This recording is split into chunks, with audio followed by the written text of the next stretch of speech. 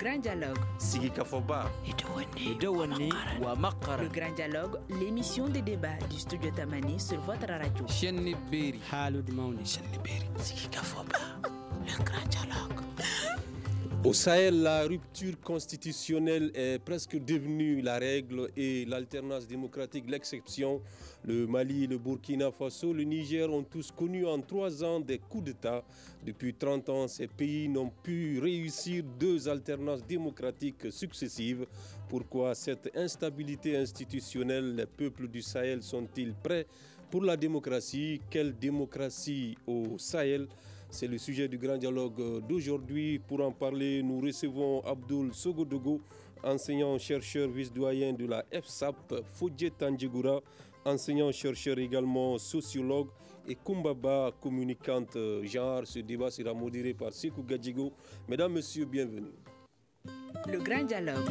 Merci, chers invités, d'être là. Pourquoi les pays du Sahel peinent à instaurer la démocratie, Dr Abdoul Sogodogo? Merci pour votre invitation. Nous remercions aussi toutes ces personnes qui nous écoutent en ce moment. La question de la démocratie au Sahel, effectivement, au vu de la conjoncture actuelle, mérite d'être posée parce que toutes ces ruptures démocratiques laissent croire peut-être en surface que la démocratie, elle est interrogée. Finalement, est-ce le régime qui convient le mieux à notre sous-région? Mais je suis de ceux qui croient qu'il y a un certain nombre de problèmes qui minent la gouvernance en Afrique de l'Ouest.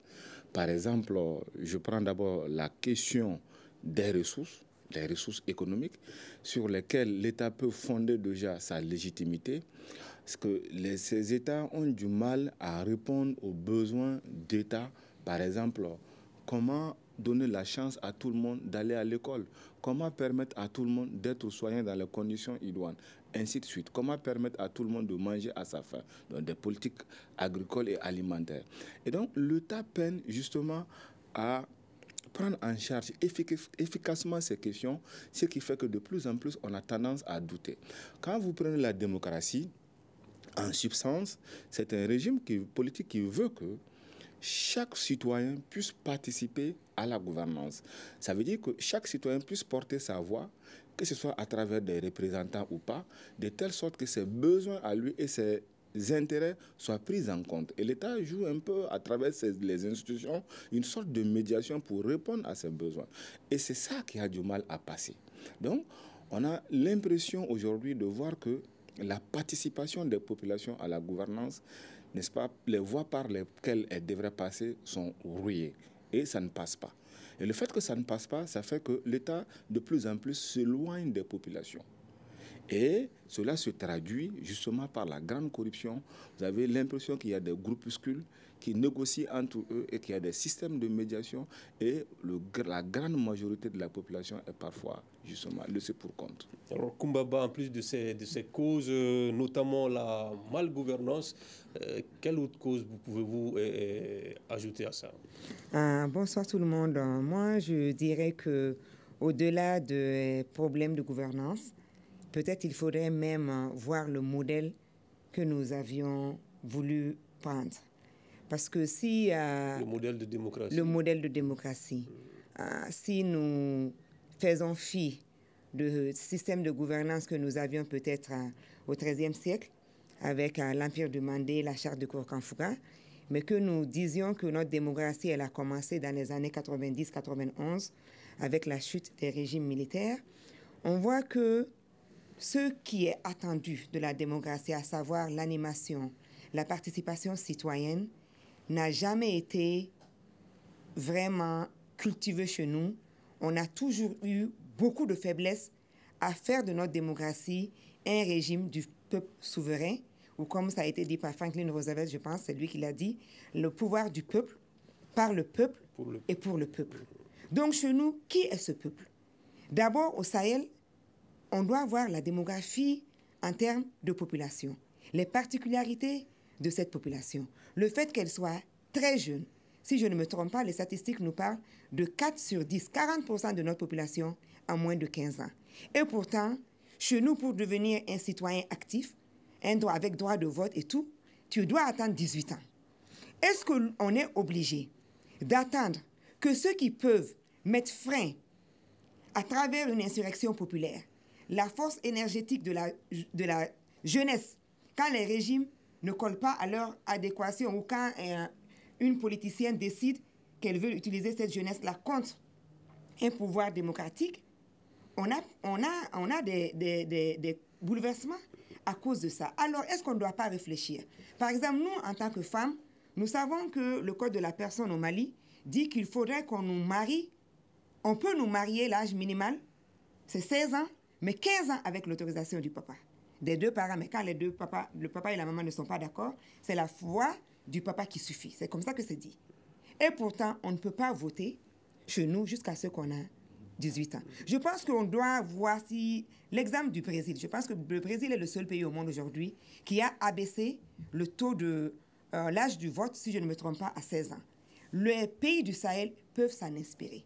Parce que déjà, non officiellement, notre jeunesse est en train de participer à l'animation de la vie de la cité. Qu'est-ce qui est dit dans la charte des partis politiques? Et qu'est-ce que la démocratie demande des partis politiques, partisans? C'est d'animer aujourd'hui, sur les 200 partis politiques, combien d'entre eux peuvent te montrer un programme qu'ils ont eu à mener sur les 5 ans, sur les 10 ans ou dans seulement les 2 dernières années par rapport à l'éducation citoyenne et civique, par rapport à l'explication et la vulgarisation des textes? Donc, notre démocratie, pendant très longtemps, n'a été animée que par une élite.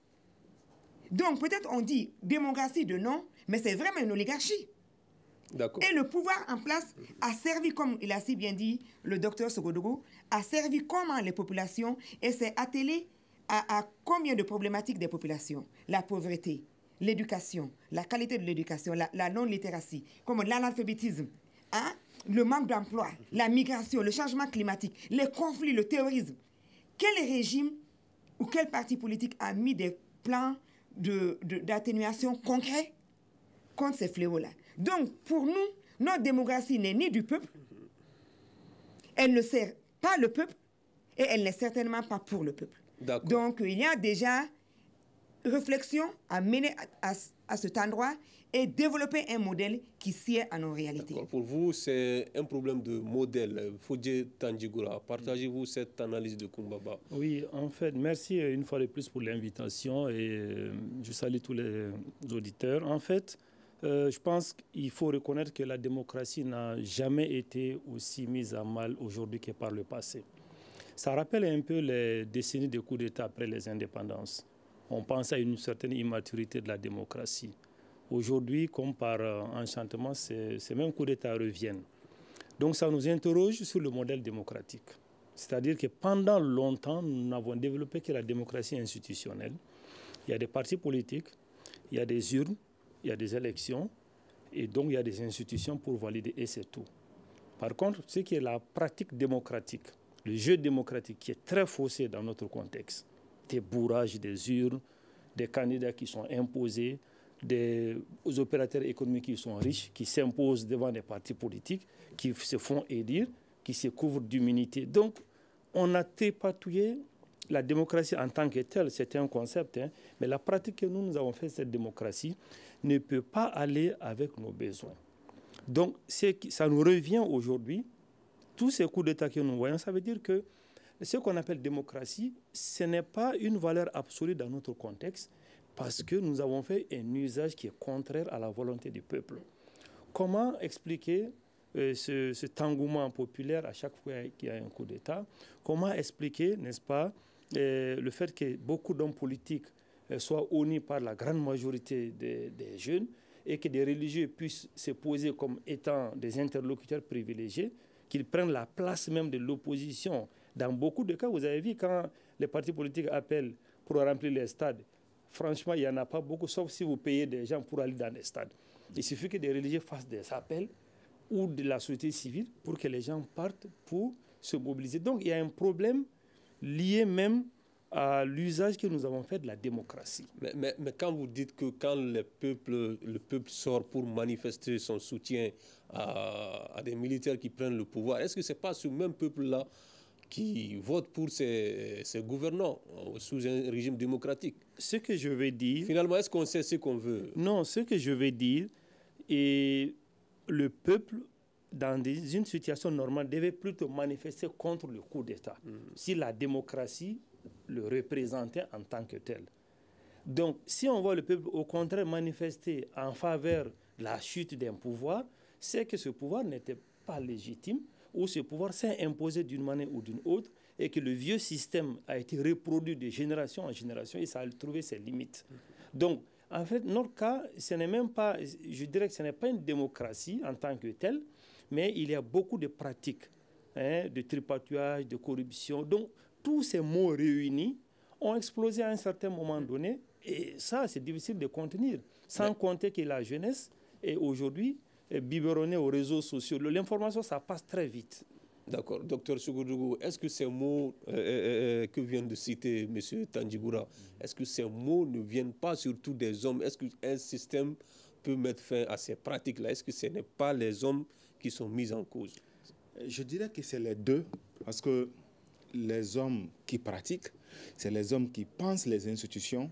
D'abord, le premier souci en 92, quand il y a eu 91, quand il y a eu la chute de Moussa Traoré, qu'on a mis le multipartisme intégral pour aller vers une démocratie attendue substantielle. Qu'est-ce que la population attendait? La population s'attendait à ce que le pouvoir soit désormais largement exercé par la grande population, qu'elle soit assez partagée. On a parlé de la décentralisation. Et donc, on s'attendait à plus de participation, à une rupture avec le pouvoir exercé par un cercle, voyez-vous, entre guillemets fermé. Et donc, c'est autrement dit un élargissement. Mais dans la pratique, quand on regarde les institutions qui ont été mises en place, ce qu'on appelle classiquement les institutions démocratiques, c'est les institutions qui permettent de faire participer la population à la gestion de la chose publique. Mais rapidement, on va se rendre compte qu'il y a une sorte de compromission entre ces institutions déjà entre elles-mêmes, mais une perte de confiance vis-à-vis des populations. Parce que d'autres institutions non, en tout cas, guillemets, constitutionnelles de la part de l'État, par exemple ce qu'on appelle les autorités religieuses et coutumières, ne se retrouvent pas dans le cercle de pouvoir officiel. Et pourtant, comme le dit tout à l'heure mon collègue Faudier, et pourtant la population s'identifie à ces institutions-là. Et donc, il y a déjà un problème. Il n'y a pas une mauvaise compréhension de la démocratie bien sûr, par le peuple, par la population. Il y a une mauvaise compréhension, parce que la démocratie, elle renferme les libertés, mais elle ne veut pas dire de la dépendante. Et ça veut dire, maintenant, ce sont ces institutions qui devraient permettre maintenant d'ancrer cette culture de démocratie.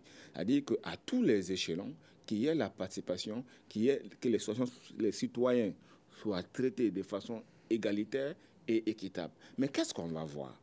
On va voir que ce soit au niveau des partis politiques, au niveau des syndicats, dans plusieurs institutions, ça va être, c'est-à-dire un homme, une institution. Donc on ne va pas favoriser l'alternance. Celui qui détient le pouvoir fait tout pour empêcher la transmission régulière par les voies prescrites de ce même pouvoir. Ceux qui détiennent une institution vont tout faire pour se servir au lieu de servir le peuple. Et donc, voyez-vous, on va voir ces deux difficultés. Donc, pourquoi je parle de compromission? Et c'est cette compromission qui va faire que la population ne va pas se reconnaître dans la gouvernance. Donc, une crise de confiance et donc de légitimité. Et donc, c'est cette crise de légitimité qui se traduit par l'arbitraire, parce qu'on va voir le pouvoir va être utilisé de façon arbitraire. Et donc, c'est cette crise de légitimité qui va faire que dès qu'un régime s'affaiblit et ce régime tombe, les populations vont applaudir. Parce qu'en espérant une reconstruction de la démocratie, donc de la participation de la population de zone. Parce que c'est ce qu'on voit. Tous les coups d'État, que ce soit au Mali ou dans la sous-région, vous allez voir que ces coups d'État sont toujours faits au nom du peuple. Vous verrez le mot peuple, ou peut-être pour le redressement de la démocratie, comme on l'a vu en 2012. Voilà. Alors, Koumbaba, est-ce qu'il n'y a pas une sorte d'impatience dans les pays du Sahel? Nous voyons que la majeure partie de ces pays n'ont qu'une trentaine d'années de pratique démocratique. Mais est-ce que les gens ne sont pas impatients, puisque c'est un processus qui doit être en tout cas parfait?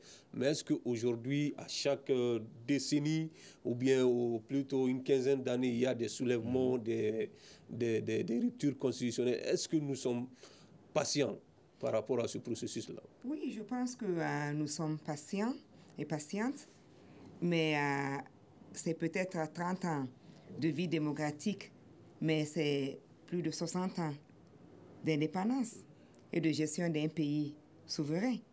Donc, ça a vu le temps qu'on vit sur Terre. Donc, c'est pas comme on dit ça en bon français. Donc, nous avons un taux d'espérance, thank you. L'espérance de vie. Donc, combien de personnes ici vivent au-delà de 60 ans? Donc, ce n'est pas de l'impatience, parce qu'on veut quand même construire un pays où il fait bon vivre, et on veut aussi léguer un bel avenir à nos enfants. Et ces institutions, ce modèle démocratique, c'est nous qui l'avons voulu. Donc, je pense que c'est normal que nous puissions être impatients parce qu'on veut bien faire, mais ce n'est pas que dans le verbe qu'il faut se manifester. Il faut surtout se manifester dans l'action. Et si vous voyez que toutes les fois qu'il y a un changement anticonstitutionnel de régime et que nous nous réjouissons de cela, c'est parce qu'avec tout changement, on nourrit un nouvel espoir pour dire, voilà, je pense que là, ça sera la solution. Mais hélas, quand ces régimes-là aussi viennent, donc on voit 2 ans, 3 ans, l'espoir du peuple n'est pas nourri, c'est les mêmes mots qui continuent. Donc nous devons aussi travailler sur le long terme. Des peuples qui étaient peut-être colonisés ou qui ont subi de très fortes pressions impérialistes, comment ces pays-là ont fait pour sortir de ce jeu? Donc je pense qu'on a beaucoup d'inspiration à prendre des pays asiatiques. On a beaucoup d'inspiration à prendre de certains pays africains aussi qui sont relativement stables. On parle du Sahel. Pourquoi au Sénégal, on a, même si ça chauffe un peu au Sénégal ces dernières années, mais qu'est-ce qui a fait la force du Sénégal? Et qu'est-ce qui a fait la faiblesse du Mali, de la Guinée, la Guinée même n'est pas dans le Sahel, mais du Tchad ou du Niger? Donc il y a des pays sur lesquels on peut s'inspirer, mais toujours est-il qu'il faut réfléchir sur comment mettre le pouvoir au service des populations. D'accord. Est-ce que les élites n'ont pas failli, Monsieur Tandji-Goura, ces élites qui devaient en tout cas former, éduquer les peuples par rapport à ce processus-là, est-ce qu'elles ont joué leur rôle? Oui, c'était la dernière partie de mon intervention précédente. En fait, il y a dans la mission des partis politiques la formation des citoyens. Et malheureusement, sur ce volet, les partis politiques ont joué peu de rôle en réalité. C'est-à-dire que la démocratie a offert... Est-ce qu'ils sont même conscients de ça, de ce rôle-là? Oui, mais il y a des subventions qui est donnée pour ça. Et certains reçoivent beaucoup de subventions pour ça. Non, ce rôle n'est pas rempli. Mais en fait, ce que nous devons comprendre, c'est que la démocratie est venue... Parce que vous avez parlé de la jeunesse, je reviens sur ça. Mais on ne va pas rester dans cet argument éternel qu'on a une démocratie très jeune, etc. Mais non. En fait, ce qu'on demande, c'est la pratique. La démocratie est claire. Hein? Il faut un jeu sincère, et en passant par les urnes, etc. Mais c'est le jeu démocratique qui n'est pas sincère, en fait. Vous avez beau être une vieille démocratie, hein, tant que le jeu va rester faussé à l'intérieur, vous n'atteindrez jamais la démocratie en tant que telle. Et puis, je voudrais aussi rappeler qu'en Afrique, il y a eu de bons exemples d'hommes politiques, d'hommes d'État qui n'étaient pas des démocrates. On parle chaque fois de Thomas Sankara, ce n'était pas un homme politique. Hein. On parle de Jerry Olusegun, ce n'était pas un homme politique. En France, De Gaulle, il n'était pas un homme politique, vous comprenez? Donc, c'est pourquoi la démocratie, je pense qu'au niveau des universités, il faut mener le débat sérieusement. Est-ce que c'est le meilleur de tous les régimes? Moi, je doute fort pour notre contexte actuel. Vous savez, je dis souvent que Hitler a été élu démocratiquement, mais la suite, je ne vous l'apprends pas, sinon il a été élu démocratiquement. Donc, la démocratie, il y a le concept, les institutions, mais il y a aussi la pratique que nous faisons au nom de la démocratie. Je pense que c'est sur ce point-là que nos élites ont failli. C'est-à-dire que toute la gabegie, les pillages, les tripatouages électoraux, le népotisme, c'est tout ceci qui a constitué un cocktail explosif, à tel point que les citoyens qui étaient à la périphérie du pouvoir, qui n'avaient accès à rien du tout, étaient aigris, étaient complètement à côté. Et donc, lorsqu'il y a un coup d'État qui intervient, ça répond en quelque sorte à l'aspiration d'une masse critique et qui n'avait pas accès au pouvoir et aux ressources. Certains applaudissent même s'ils n'ont rien pendant le coup d'État, mais rien que parce qu'un système est tombé et les gens applaudissent. Donc ça doit nous interroger sur qu'est-ce que nous devons faire. Est-ce que nous ne devons pas aller vers un autre système démocratique, comme les États-Unis le font par exemple. Ils ont un système de grands électeurs. Est-ce qu'on ne peut pas le faire par contrée chez nous ici, où on délègue des gens au nom de grandes légitimités pour le faire? Nous allons en venir tout de suite dans la seconde partie de cette émission, quand on va parler de quelle démocratie pour nos pays du Sahel. Mais je voudrais vous faire écouter ce micro-trottoir qu'on a réalisé à Bamako ici. On a demandé à certains Bamakois pourquoi ces nombreux coups d'État et quelle démocratie pour nos pays, pourquoi la démocratie ne marche pas. L'Afrique n'est pas prête, on ne peut pas. On demande une démocratie dans le respect de nos mœurs, de nos cultures. Tant qu'il n'y a pas ça, ce n'est pas possible. Les politiques qui ont failli, c'est-à-dire ils ont trahi le peuple, les rébellions là. Mais c'est les démocrates qui doivent amener tout ça. Tout type qui vient au pouvoir dit que je viens pour le peuple. Non, il vient pour lui-même. C'est pour s'enrichir. C'est maintenant qu'on commence à voir le bout du tunnel. Moi, je veux une démocratie dans le Sahel. La démocratie va d'abord à partir des familles. Qu'on revienne sur l'éducation. C'est dû à la mauvaise gouvernance. Les jeunes pays, démocratiquement, pour que la démocratie joue son rôle, il faut du temps d'avoir. La démocratie est devenue un moyen pour certains responsables de manger le dû des citoyens. Il faut que la corruption s'arrête et la sécurité revienne. Avec cela, la démocratie sera une réalité au Sahel. Alors, quand on écoute ce micro-trottoir, on peut constater qu'il y a une certaine perte de confiance dans ce système même. Effectivement. Qu'est-ce qui peut expliquer cela, docteur Segoudou? Effectivement, c'est le constat que nous partageons tous. D'ailleurs, même un de mes collègues, pas moins, le professeur Amadou Keïta, avait même qualifié la pratique démocratique malienne d'une démocratie incantatoire. Un autre collègue a écrit « démocratie de façade » pour dire qu'on s'est limité à organiser des élections, mais au fond, on n'a jamais pu permettre à la population d'être le véritable détenteur de la décision politique.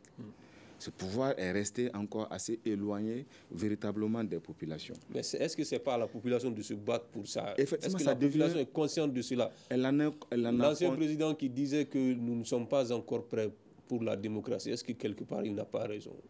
Je ne partage pas ce point parce que je pense que depuis la nuit des temps, les populations ont appris à se gérer. Par exemple, elle le disait tout à l'heure, Mme Traoré, que la période de Mandé dont on est fier de dire, mais c'était une gestion démocratique, pas avec les mêmes modèles institutionnels.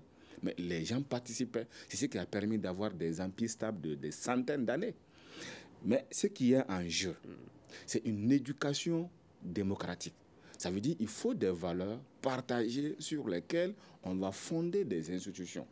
Et c'est fixer des lignes à ne pas franchir. C'est ce qu'on appelle les principes démocratiques maintenant, qui varient selon les réalités et les époques. C'est ce travail d'éducation qu'il faut faire pour arriver à une culture électorale et démocratique. Parce que regardez les taux de participation aux élections chez nous.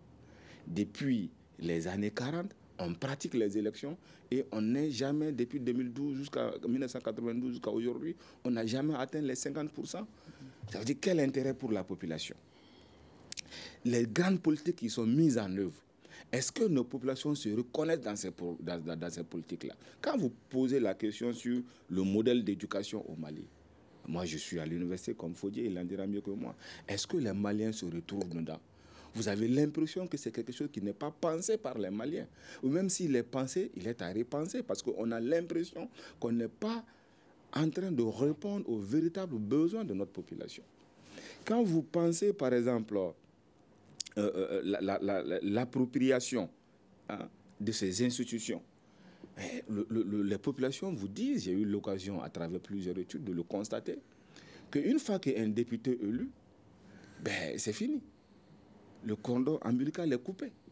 Les populations ont du mal à accéder à leurs élus et pour qu'ils puissent véritablement porter leur voix. Ça veut dire que... Est-ce que cela ne s'explique pas aussi par le fait que le député s'est fait facilement élire en achetant des consciences avec 5 000 francs, 10 000 francs? Exactement, parce que nous avons une démocratie libérale. Et dans la démocratie libérale, c'est par nature exclusive, parce que fondée sur les libertés. Mais qui derrière, il y a le capital. Quand on vous dit pour participer aux élections, il faut peut-être, voilà, législative, il faut peut-être déjà mettre 20 millions ou 30 millions, je ne sais pas quel est le montant. Ça veut dire qu'on exclut déjà un pan de la société. Alors que l'essence même de la démocratie, sa substance, c'est d'abord permettre à tout le monde de participer, de se travailler à l'équité et à l'égalité. Et donc, on met tout pour qu'il y ait une égalité de chance entre les citoyens. Et ceux qui sont dans des situations naturellement défavorisées, on tient à ce qu'ils puissent effectivement jouer leur rôle de citoyen et se retrouver dans l'action collective. Et le défi reste toujours ça pour une démocratie. C'est de prendre en charge les besoins et les intérêts des minorités. Parce que le jeu de la majorité peut exclure effectivement une minorité, qu'elle soit religieuse, ethnique, financière, etc., etc. Donc, il y a des défis énormes qui se posent à chaque démocratie à tout moment qu'il faut savoir remonter pour qu'on ait véritablement une démocratie, n'est-ce pas, qui permette à tout un chacun de pouvoir, en tout cas, garder espoir dans l'atteinte de ses propres aspirations. Alors, Koumbaba, même si vous avez un problème avec ce modèle de démocratie que nous avons, ce modèle quand même nous a permis d'avoir des acquis en termes de liberté d'expression, de liberté d'association. Et en tout cas, il y a beaucoup d'acquis, en tout cas, grâce à ce modèle qu'on a pu avoir. Oui, peut-être le modèle a permis d'avoir beaucoup, mais qu'est-ce que le modèle aurait pu donner s'il était mieux implanté? Parce que c'est comme si nous, on a pris la démocratie et on n'a pas lu le manuel de procédure. Parce que non seulement on est en train de parler de l'élection, avec le taux très faible de participation du peuple aux élections, on est en train aussi de parler de la quasi-inexistence de l'animation du jeu politique à la base. Parce que la démocratie, elle doit être participative. Le citoyen et la citoyenne doivent comprendre comment les institutions fonctionnent, quels sont les textes, quelle est la séparation du pouvoir, c'est comment. Aujourd'hui, combien de Maliens, sur les 20 millions de Maliennes et Maliens que nous sommes, combien peuvent te dire, même la Constitution qu'on vient de voter, qu'est-ce qu'il y a dedans? Et qui était chargé de faire ça? La population, de part de l'État aussi. L'État a une obligation, les partis politiques ont une obligation. Ça a été dit. Donc, tant que nous ne faisons pas ce que le manuel de procédure de la démocratie demande, nous ne pouvons pas mettre en question le modèle. Parce que nous-mêmes, on n'est pas en train d'appliquer le modèle comme il le faut. On demande la séparation du pouvoir. Aujourd'hui, dans combien de nos pays, le pouvoir est réellement séparé? Et qui s'en plaint? Quand on demande aux populations d'interpeller, de participer même au niveau des mairies, juste au niveau local, pour animer la municipalité, quand on fait nos réunions à la mairie, combien d'entre nous sont présents? Combien de citoyens et citoyennes qui ont plus de 18 ans n'ont jamais participé à l'élaboration d'un PDSEC? Donc, on ne peut pas dire qu'on a une démocratie parce que tout ce que la démocratie demande des populations, leur engagement majoritairement, ce n'est pas fait chez nous. C'est une toute petite élite. C'est pour cela que j'ai dit, on n'a pas de démocratie, on a plutôt une oligarchie. Donc, si on doit penser au niveau universitaire ou penser au niveau de nos vestibules, parce que le débat doit revenir à la population. C'est même dommage, nous on est en train de parler de tout ça, on le tient en français, on le tient dans les universités. Mais combien de Maliennes et de Maliens sont dans les universités? Et pourtant, quand il s'agit de mettre notre démocratie en mal, c'est la majeure partie des populations qui sort pour battre le pavé. Or, cette majeure partie des populations, elle est plus de 40% analphabète. Parce qu'aujourd'hui, on a plus de Maliens qui savent ni lire ni écrire que de Maliens et Maliennes qui savent lire et écrire. Surtout au niveau de la population féminine qui est la force mobilisatrice quand on part aux élections. Nous avons un taux d'alphabétisation aujourd'hui en plein 21e siècle pour les femmes de moins de 20%. Donc si 80% âgés de femmes, âgés de 15 ans et plus, ne savent ni lire ni écrire dans aucune des langues, ça veut dire que même nos modèles de sensibilisation, nos modèles de vulgarisation de nos textes, tout cela doit être adapté à notre réalité. On ne peut pas avoir une démocratie stable, une démocratie participative, tant que nous continuerons à faire du copier-coller. Les autres peuples se sont assis, ils ont réfléchi sur la dynamique de leur population et les a servi un modèle qui les sert. Nous aussi, nous devons arrêter la paresse intellectuelle. Nous devons nous asseoir, comme ça a été fait au XIIIe siècle, avec la charte de Kouroukanfouka. Toujours nos grands empires, nos aïeux et nos aïeules, elles se sont assises pour décider face aux enjeux. Alors nous, qu'est-ce que l'on va faire face aux enjeux ici? Parce que c'est clair et net que le Sahel est en train d'aller de mal en pis. Parce qu'en plus du modèle démocratique qu'on veut nous servir, la réalité c'est qu'on fait face aussi à des conflits géopolitiques où c'est la crise énergétique qui est mise en balle. Et on a un chapeau ou un nuage de démocratie qu'on veut nous faire miroiter si nous ne réfléchissons pas. C'est ce qu'on est en train de nous dire. On se lève nous-mêmes en train de casser notre pays et pendant qu'on casse le pays, quelqu'un d'autre va venir piller les richesses. Donc, on a aussi une géopolitique, une géostratégie de l'intelligence collective que nous devons travailler pour que vraiment nos pays soient plus stables et que nous puissions nous-mêmes servir nos pays et laisser quelque chose pour la progéniture. Fodje Tandjougura, vous avez commencé à parler un peu de modèle démocratique. Ouais. Est-ce qu'aujourd'hui, vous pouvez nous dire un peu plus par rapport à ce modèle qu'on pourrait avoir, qui pourrait nous éviter ces nombreuses ruptures constitutionnelles que nous voyons dans nos pays? Tout de suite, ça va être difficile de vous donner un nouveau modèle. Ce que je peux vous dire, c'est que notre démocratie est entrée par le toit, par les institutions. Ça rappelle un peu, je donne une référence que mon collègue Sodo connaît très bien, c'est l'État importé de Bertrand Badi. C'est quelqu'un qui traite de ça. En fait, notre démocratie est venue par les institutions, par le toit. Or, la pratique démocratique, la pratique de tous les jours, la redevabilité, en fait, nous ne l'avons pas incorporée d'abord. Donc, on est venu habiller notre corps social des institutions démocratiques. Et le jeu est faux. Je le dis, c'est le jeu démocratique qui n'est pas sincère à l'intérieur. Et donc, tout ce que vous appelez association, vous semblez dire que pourtant ça favorise l'émergence des associations. Oui, après la chute du régime militaire, donc les associations ont proliféré. La société civile aussi. Mais en réalité, la société civile, qu'en est-il? Souvent, moi, je dis même qu'au Mali, ici, il y a des sociétés civiles d'État. C'est-à-dire qui ont même réussi à, ça fait rire, mais qui se sont incorporés à l'État, qui vivent des subventions de l'État, qui sifflent dans la même trompette que l'État. En fait, tout notre jeu, la démocratie et les annexes qui sont associés à ça, ne correspondent pas à l'éthique même de la démocratie. Et le peuple qui n'est pas instruit, elle a parlé du niveau d'instruction. Effectivement, ce travail, on devrait le faire. Mais on n'a pas besoin que tous les Maliens savent d'abord lire et écrire. C'est ça l'idéal en réalité. Mais il faudra, on peut les sensibiliser dans les langues pour qu'ils comprennent. C'est possible. Mais si on doit attendre d'abord qu'on ait 95% d'instruction, ce n'est pas maintenant. Donc, faisons en sorte que les citoyens puissent s'approprier des enjeux et la redevabilité soit le principe de base de la gouvernance. Votre député est élu, 5 ans, il ne vient jamais faire des restitutions. Le maire, c'est la même chose, etc., etc. Donc, finalement, les gens se sont dit, bon, je paye les citoyens, comme vous l'avez dit, pour me faire élire. Je n'ai de compte à rendre à personne. Donc, autant les citoyens sont également fautifs parce qu'ils ne sont pas conscients des enjeux liés à ça. Mais la vraie question est que est-ce qu'on va continuer dans cette voie? C'est ça la question. Et justement, dans cette voie, puisque nous constatons qu'il y a un éternel recommencement, rupture démocratique, transition, ensuite élection, ensuite coup d'État, finalement, est-ce que le problème n'est pas au niveau des populations même? Est-ce qu'il n'y a pas un problème d'éducation qu'il faut assurer aujourd'hui? En fait, pour moi, d'abord, le problème, c'est que ce que nous avons comme modèle démocratique, que nous pratiquons depuis plusieurs décennies, a engendré un autre type de régime, parce que qui n'est ni vraiment démocratique, qui n'est pas non plus de la dictature, parce qu'on ne peut pas le dire. Donc on a fait une sorte d'usage de la démocratie qui ne correspond à rien en réalité. Autrement dit, sous couvert du régime démocratique, de l'ouverture démocratique, ce qui est visible institutionnellement, mais on a institué à l'intérieur tout un tas de pratiques antidémocratiques.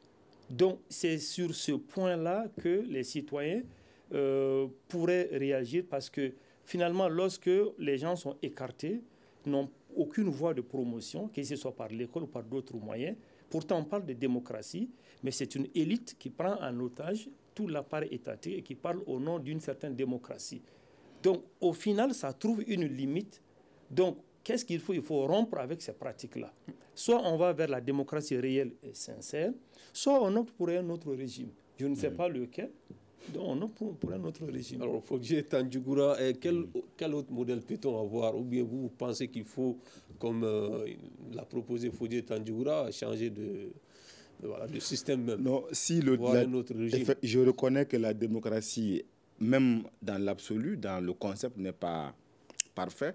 Je n'ai pas connaissance qu'il y ait une démocratie dans le monde où tout le monde dit que c'est parfait. Il n'y a plus de marge d'amélioration. Peut-être que s'il y a un pays comme ça, je ne le sais pas. Même les Grecs qui se vantent d'être la cité grecque où on a créé la démocratie, tout le monde ne passait pas. Les femmes et les jeunes enfants ne votaient pas. Donc il y avait déjà une exclusion. Ça, c'est toujours le grand risque avec le système de représentation. Mais je veux dire, je disais tout à l'heure, nous, on a le modèle de démocratie libérale. Peut-être qu'il faut qu'on pense à aller vers une démocratie populaire. Peut-être parce que compte tenu de ce que nous voyons, je dirais peut-être en français simple, peut-être sortir un peu l'argent de la politique pour permettre qu'on puisse avoir et repenser les institutions surtout. C'est-à-dire, les institutions, c'est une autre chose. Nous voulons l'égalité citoyenne, nous voulons la justice sociale, nous voulons ça. On met en place des institutions pour concrétiser cela. Et donc, peut-être qu'il faut repenser nos institutions. Moi, je suis pour qu'on repense notre système de représentation. Parce que je n'arrive pas à comprendre comment on exclut les vraies légitimités de notre jeu politique. J'aimerais voir ces institutions reprendre la place qui leur revient. Je voudrais voir une société civile, par exemple, c'est-à-dire des individus engagés sur des causes. Je ne fais pas allusion aux organisations de la société civile qui sont parfois, pour certains, des stratégies de cooptation ou de captation de fonds. Je ne parle pas de ça. Mais par exemple, que les Maliens puissent s'organiser et dire, bon, voilà, je veux tel type d'école. Je veux que mes enfants soient formés. Je veux que l'État joue tel rôle. Et je contrôle l'action de l'État. Et je mets les moyens à la disposition de l'État pour qu'il fasse ça. Parce que les gouvernants ont besoin d'une opinion dominante pour pouvoir décider. Et c'est pour cela, en fait, tout le temps, c'est fora. Chaque régime qui vient dénie, parce que, voilà, le débat public ne nous permet pas de dire, voilà ce qui est demandé clairement par les Maliens. Je pense aussi qu'il faut peut-être renforcer le pouvoir économique de l'État. Parce que c'est ce pouvoir qui permet à l'État de se légitimer parce qu'il répond clairement aux besoins de développement des populations. Mais malheureusement, le niveau de fragilité économique et financière de nos pays fait que c'est finalement les institutions internationales de développement telles que FMI, Bayer, 30 ans, qui donnent des miettes à ces États et les États ont tendance même à prévoir, à organiser les stratégies de développement sur la base de ce qu'on appelle l'aide publique au développement. Et donc, ça fragilise l'État dans sa légitimité et ça a tendance à donner un poids plus important et une influence plus importante à ces institutions sur véritablement le choix et l'avenir de ces États-là. Mais est-ce que tout cela ne demande pas du temps, toutes ces propositions pour que les peuples puissent... On n'a pas besoin de temps véritablement pour repenser notre gouvernance, pour repenser nos institutions.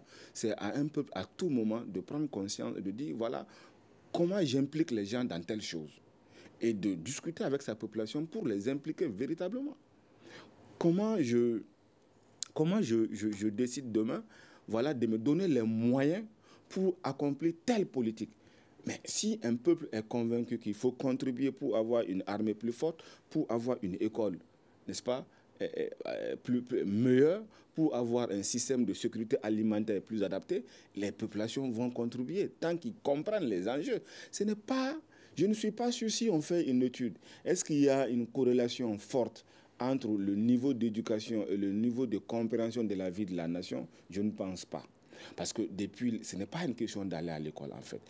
C'est à l'État, c'est aux différents acteurs de première ligne de rendre accessibles les savoirs qu'il faut, les connaissances et de permettre au peuple de comprendre les enjeux de la nation. On l'a vu dernièrement sous la crise après le redressement de le redressement de la transition.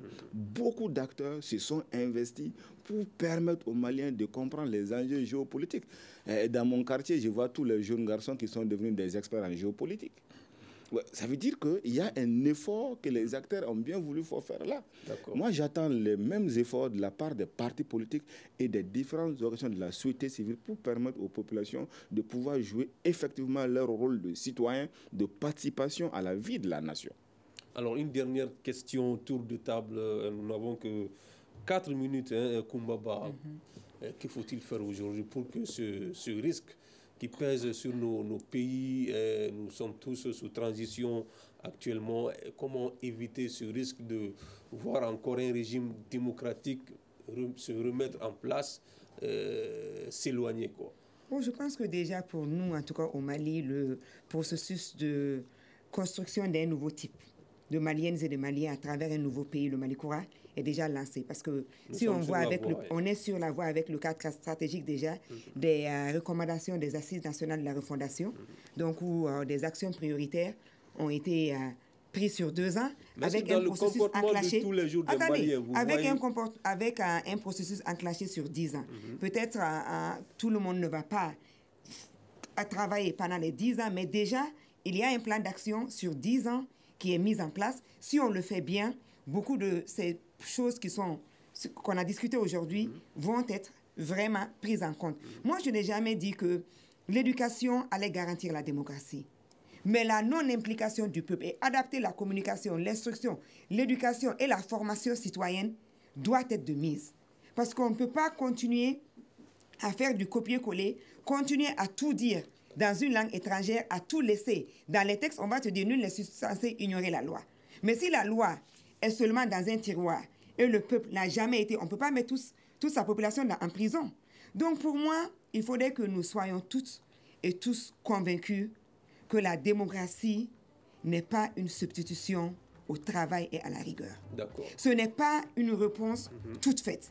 Nous devons toujours sauvegarder nos valeurs, nous devons travailler, nous devons nous former, nous devons avoir une bonne moralité et surtout aimer notre pays. D'accord. Fodje Tandjigura, qu'est-ce qu'on peut faire aujourd'hui? Bon, rapidement, moi je pense qu'il faut aller vers les formes de souveraineté. Pour avoir un régime démocratique qui réponde à nos aspirations, il faudrait d'abord que nous soyons souverains, réduire la dépendance. Nous ne sommes pas encore.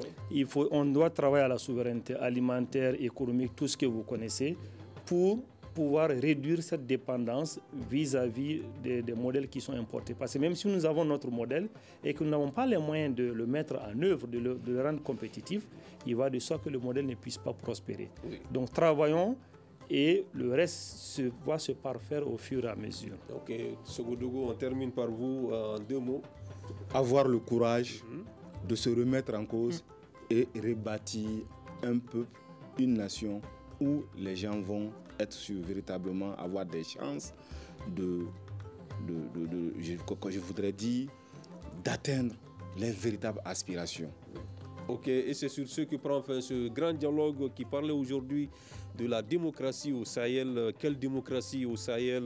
Nos invités étaient Abdoul Sogodougou, enseignant-chercheur et vice-doyen de la EPSAP, Fodje Tandjigura, enseignant-chercheur et sociologue, Koumbaba, communicante genre. Ce grand dialogue a été réalisé par Mariam Koulibaly.